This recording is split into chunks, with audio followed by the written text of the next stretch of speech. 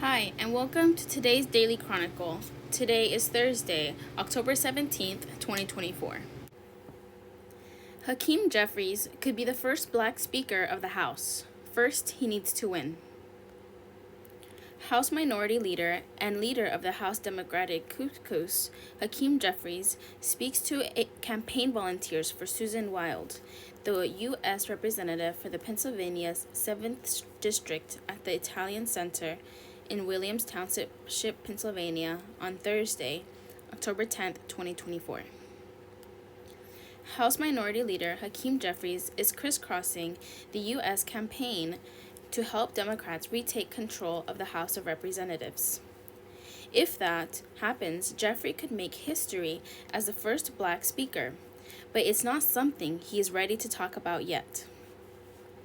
Instead, he's warning voters that the future of democracy and basic rights, like the right to vote, are at risk under a Washington controlled by Republicans. And he's saying that if House Democrats win the majority, they will protect those rights, but also move legislation that addresses the economic squeeze that voters are still feeling.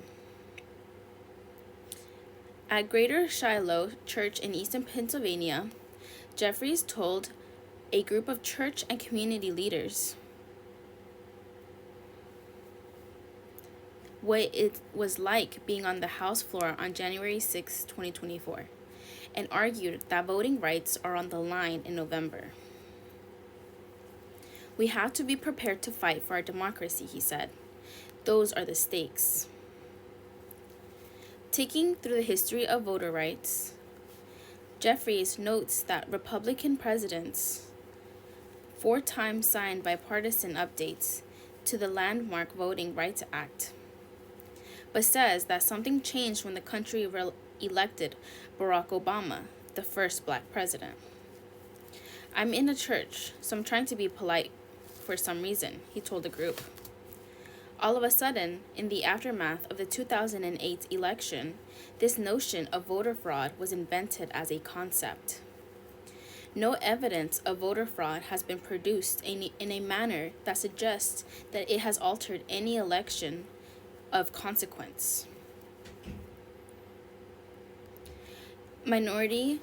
House Minority Leader Hakeem Jeffries speaks alongside Representative Susan Wild during a roundtable discussion about voting rights at Greater Shiloh Church in Easton, Pennsylvania.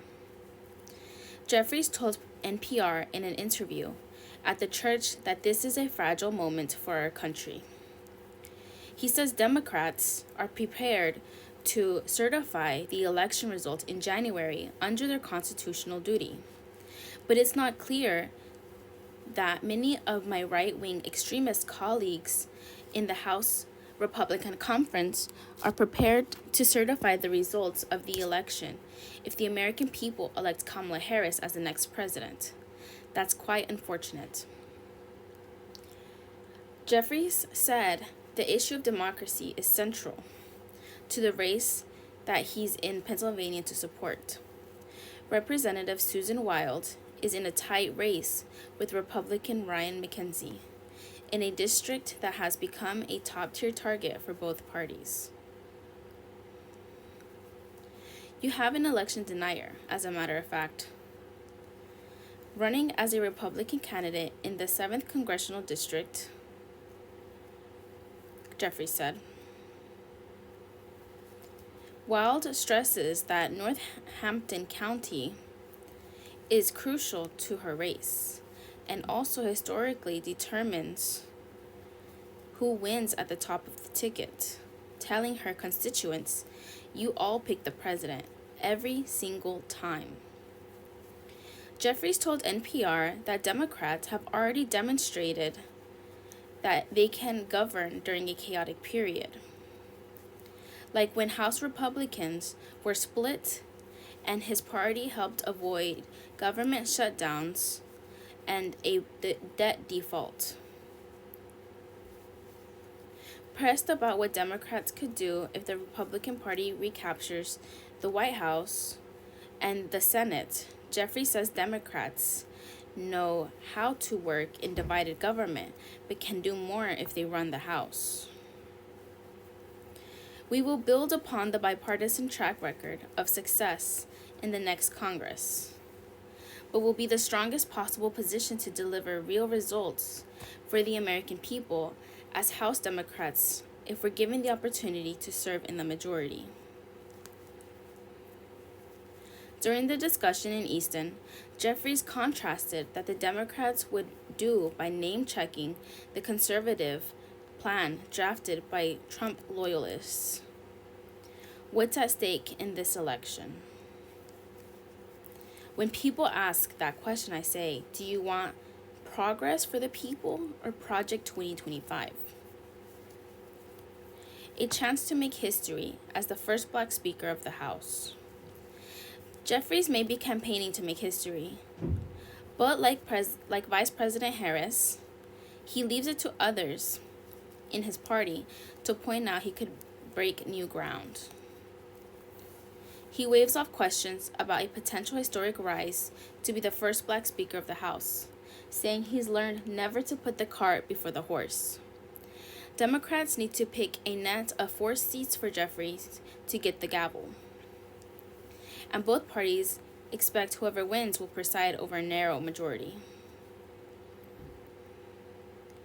Members of the House of Democratic Caucus will vote on leadership slots after the election.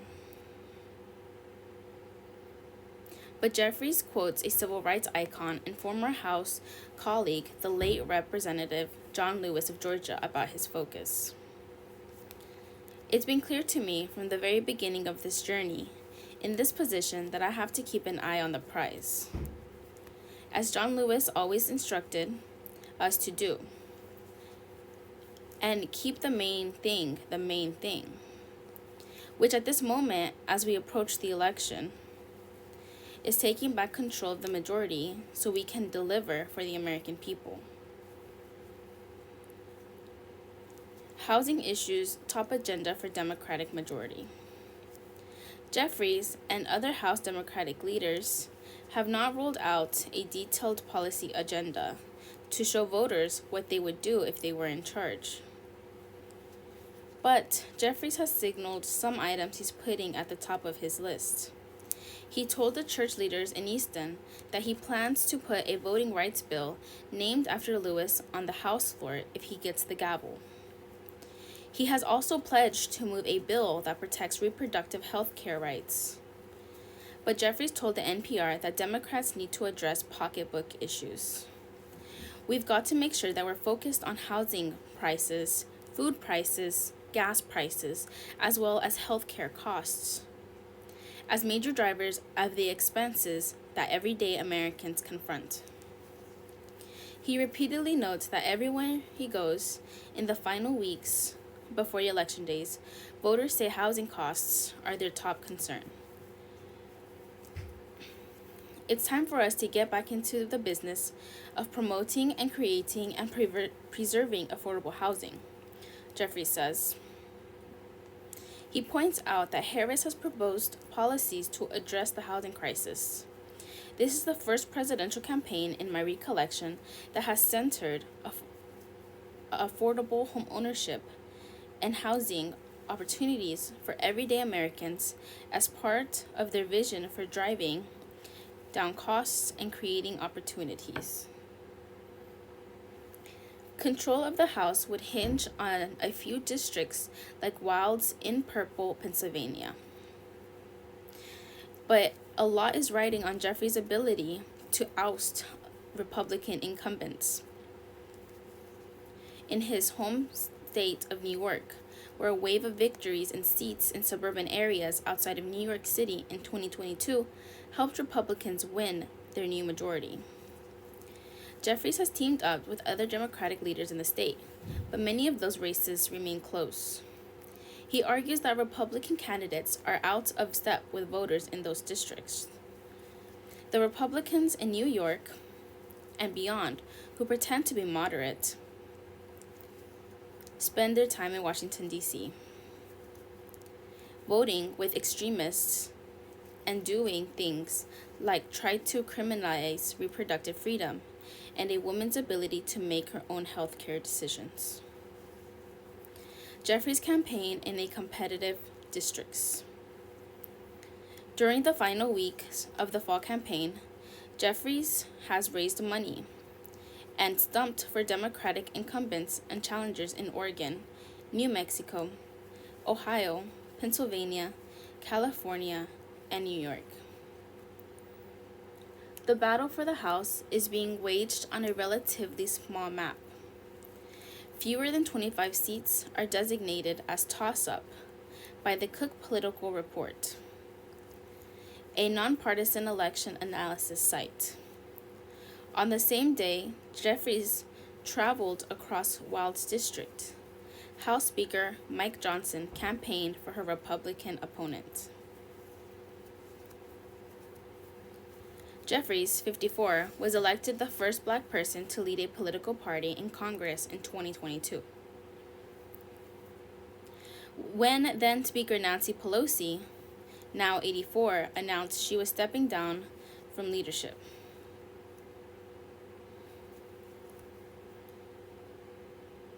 He had big legislative and political shoes to fill.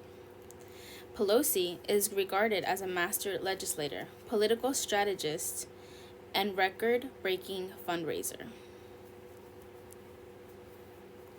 But in purple districts, she could be polarizing. Republican candidates and challengers spent hundreds of millions of dollars over several election cycles, splashing her image in campaign ads that linked Democratic candidates to her in contests like the one in Wild's district. Wild told NPR outside an event with campaign staff in Williams Township, Pennsylvania, that Jeffries understands that her district is worlds apart from Brooklyn. And she said that unlike other high-profile Democrats, he can campaign anywhere.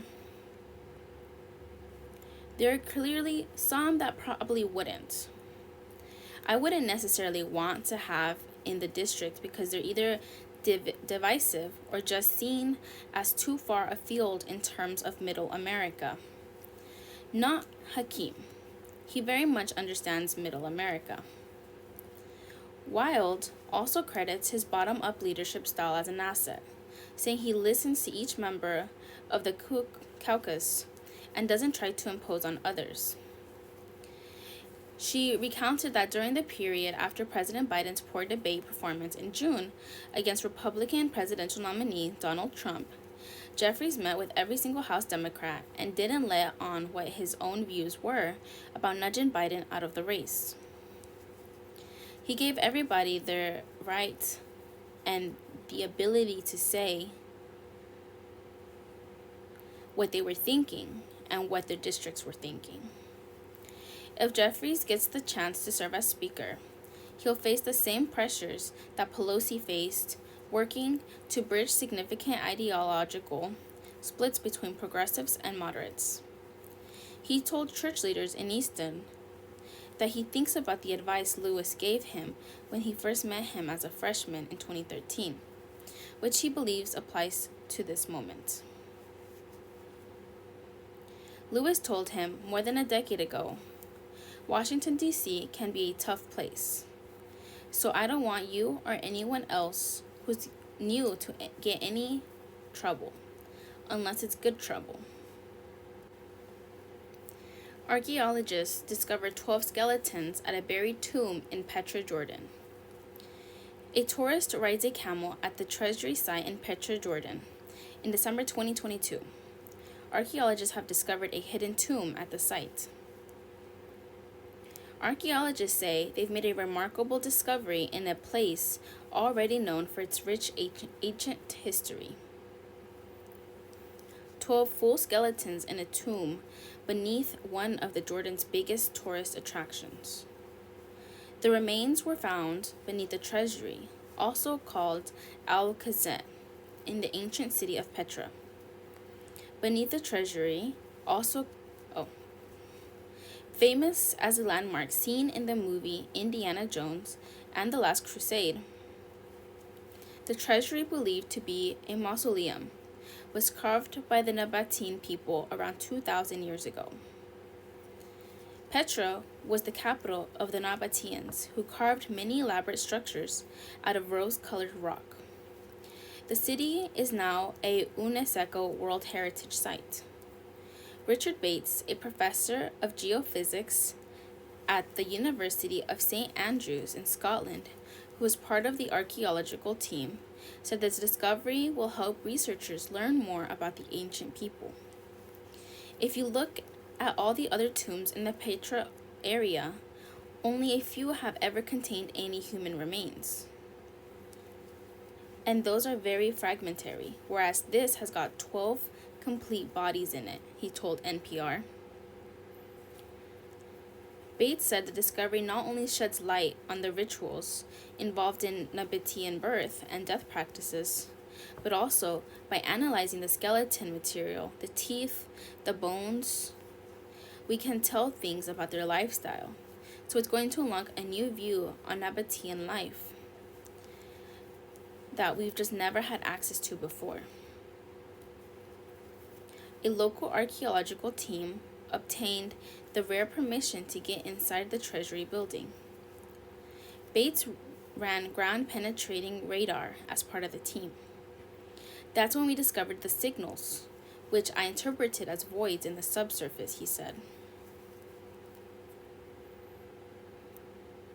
The new chamber is about 18 feet by 18 feet and 9 feet tall.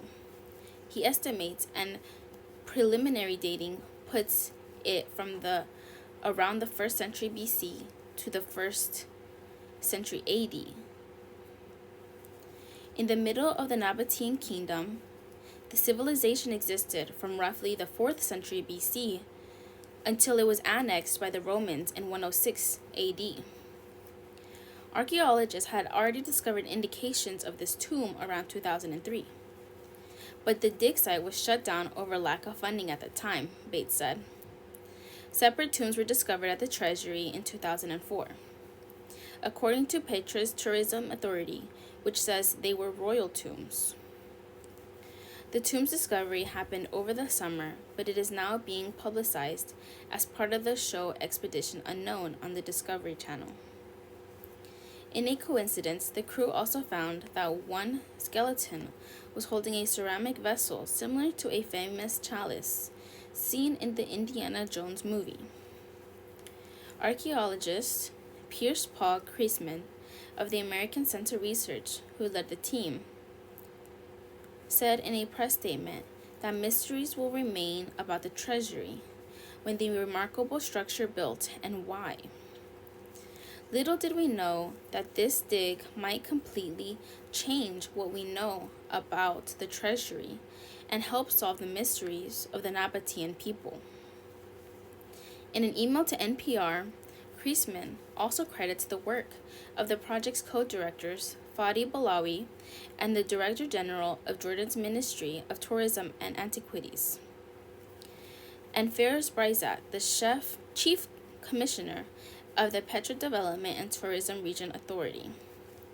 What happens next for the project comes down to funding. The next step for this set of discoveries is to get the money to properly exhume at least one of the bodies and do a full study on it, Bates said, with the goal of examining all the bodies.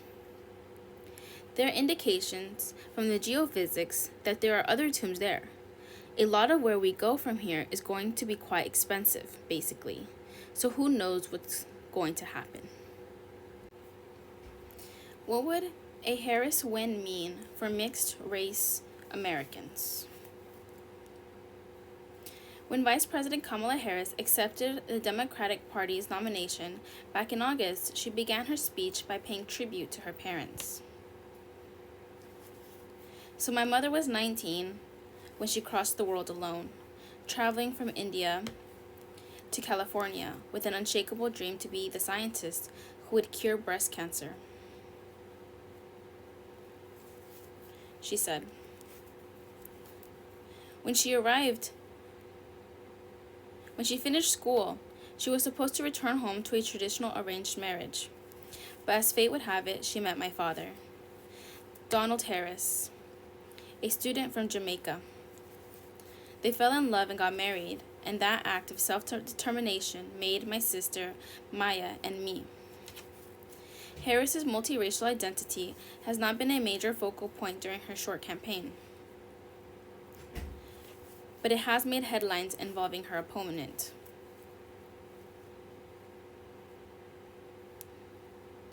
This summer, former President Donald Trump was interviewed at a National Association of Black Journalists convention and said this about Harris.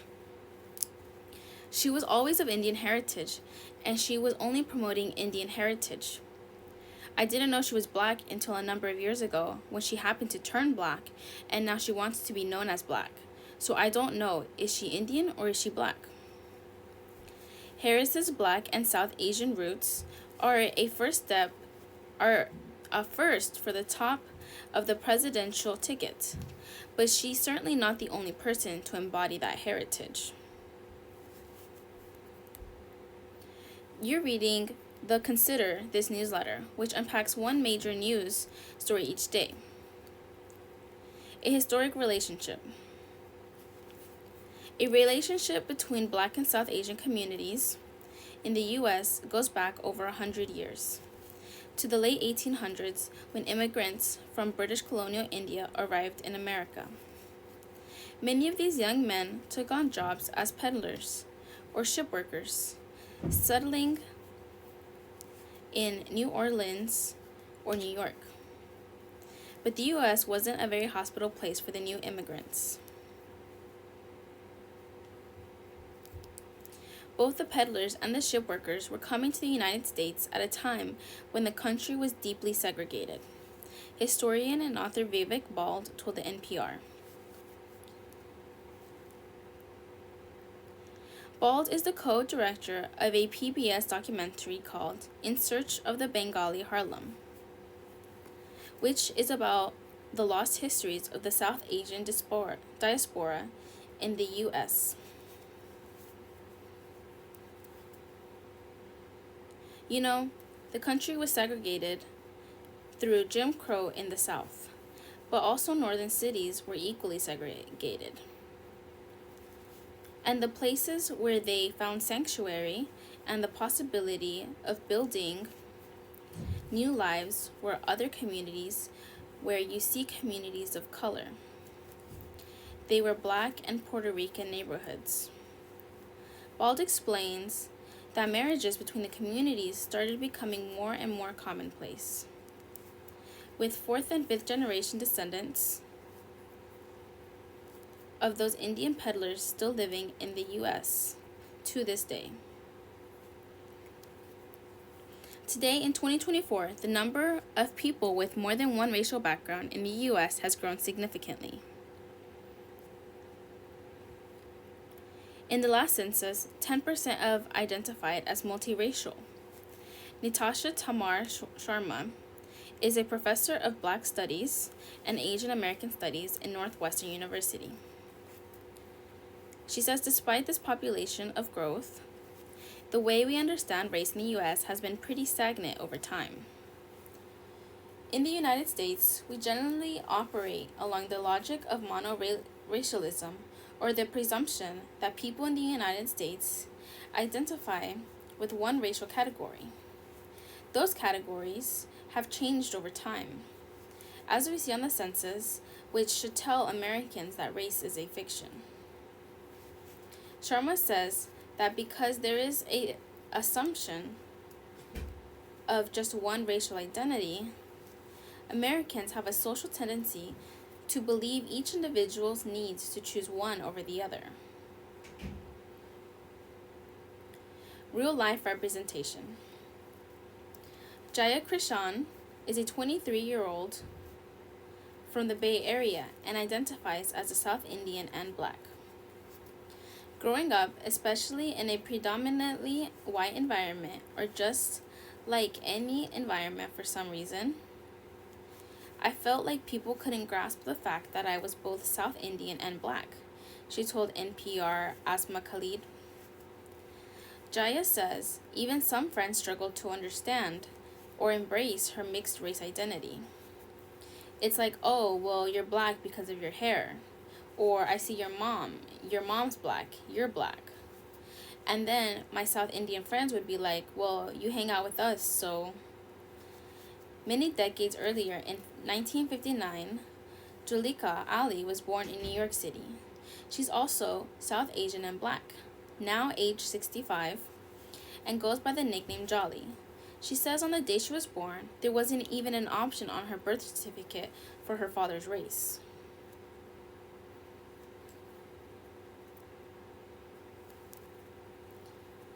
I'm from the days where my birth certificate says my mom's Negro, but my birth certificate says my father's white.